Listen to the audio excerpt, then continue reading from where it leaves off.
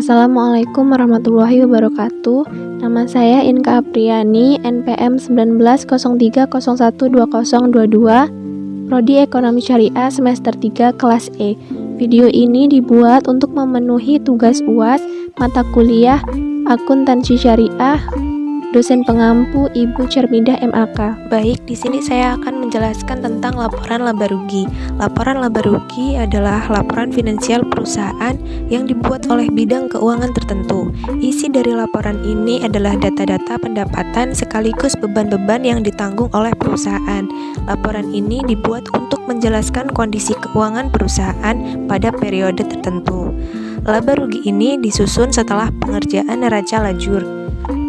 Mari kita lihat laporan laba rugi pada BPRS Rahma periode Desember 2019. Pada kelompok akun pendapatan, jumlahnya ada Rp1.657.100.000. Bagi hasil, hanya ada satu akun, yaitu hak pihak ketiga atas bagi hasil sebesar Rp332 juta. Pada kelompok akun beban, jumlahnya Rp739 juta. Kemudian ada pendapatan lain-lain atas pendapatan beban non-usaha sebesar 20 juta.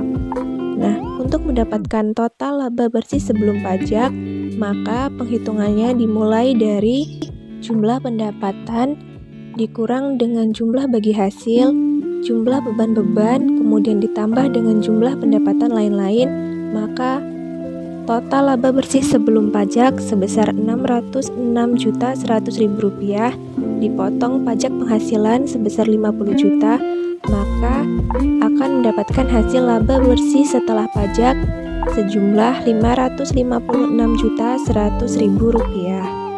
Laporan perubahan ekuitas atau biasa kita sebut sebagai laporan perubahan modal adalah salah satu jenis laporan keuangan yang bertujuan untuk mengetahui peningkatan maupun penurunan dari aktiva bersih dalam periode tertentu.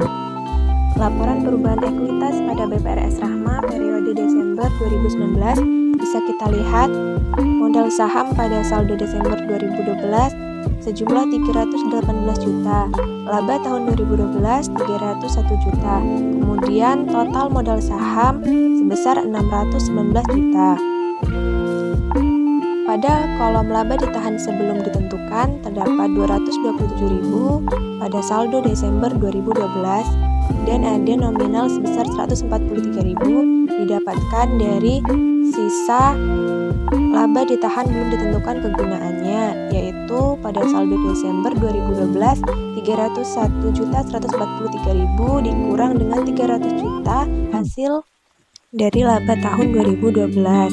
Nah, total modal saham dan laba ditahan sebelum ditentukan menjadi saldo akhir jumlah ekuitasnya sebesar Rp619.370.000. Laporan posisi keuangan merupakan laporan keuangan yang melaporkan aset, liabilitas, dan ekuitas perusahaan pada saat tertentu untuk memudahkan analisis dalam memprediksi arus kas di masa mendatang.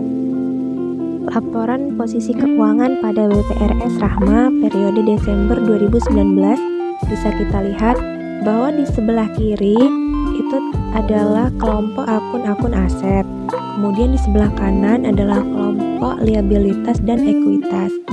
Jumlah aset sebesar Rp16.544.470.000 dan jumlah kewajiban atau liabilitas dan ekuitas atau modal ini berjumlah Rp16.544.470.000. Laporan arus kas adalah laporan keuangan yang menyajikan arus kas masuk dan kas keluar dari perusahaan. Laporan arus kas pada BPRS Rahma periode Desember 2019, laba bersih Rp556.100.000, penyusutan 97 juta, dan di kelompok arus kas dari aktiva operasional kas sebesar Rp4.199.470.000. Pada kelompok akun arus kas dari aktiva investasi, jumlahnya 731 juta, Dan pada kelompok arus kas dari aktivitas pendanaan sebesar 6.763 juta. Dan penambahan kas 3.957.630.000 rupiah. Saldo kas Januari 2019 sebesar 121 juta dan saldo kas Desember 2019 sebesar 4.078.630.000 rupiah. Laporan bagi hasil atau rekonsiliasi adalah laporan yang menyajikan rekonsiliasi antara pendapatan bank yang menggunakan dasar akrual dengan pendapatan dibagi hasilnya kepada pemilik dana yang menggunakan dasar kas. Laporan rekonsiliasi dan bagi hasil pada BPRS Rahma periode Desember 2019. Jumlah pendapatan usaha utama sebesar 1.213.100.000 rupiah. Kemudian pada kelompok akun pengurangan 0, akun penambah 0, dan jumlah penambahan atau pengurangan pendapatan ada dua akun, yaitu pendapatan yang tersedia untuk dibagi sebesar 1.213 juta, bagi hasil yang menjadi hak bank sebesar 881.100.000 rupiah, bagi hasil yang menjadi hak pemilik dana sudah didistribusikan sebesar 313 juta rupiah, dan bagi hasil yang menjadi hak pemilik dana belum didistribusikan sebesar 19 juta rupiah. Jurnal penutup adalah jurnal yang dibuat pada periode akuntansi untuk menutup perkiraan-perkiraan sementara, bertujuan untuk menutup saldo yang terdapat dalam semua rekening sementara, yang berarti mengurangi saldo rekening sehingga menjadi 0, dan bertujuan agar saldo rekening modal menunjukkan jumlah yang sesuai dengan keadaan pada akhir periode. Laporan jurnal penutup pada BPRS Rahma periode Desember 2019, pendapatan pada laba rugi sebesar 606.100.000 rupiah, ikhtisar laba rugi 546 juta di debit, beban gaji 359 juta di kredit, beban administrasi dan umum 136 juta, beban usaha lain-lain 51 juta, ikhtisar laba rugi pada modal 318 juta, modal pada prive 318 juta, dan jumlahnya laporan jurnal penutup sebesar 1.788.100.000 rupiah. Neraca saldo setelah penutupan adalah neraca yang dibuat setelah penutupan dengan tujuan untuk memastikan bahwa jumlah saldo yang ada di buku besar benar-benar seimbang atau balance. Pencatatan neraca saldo setelah penutupan.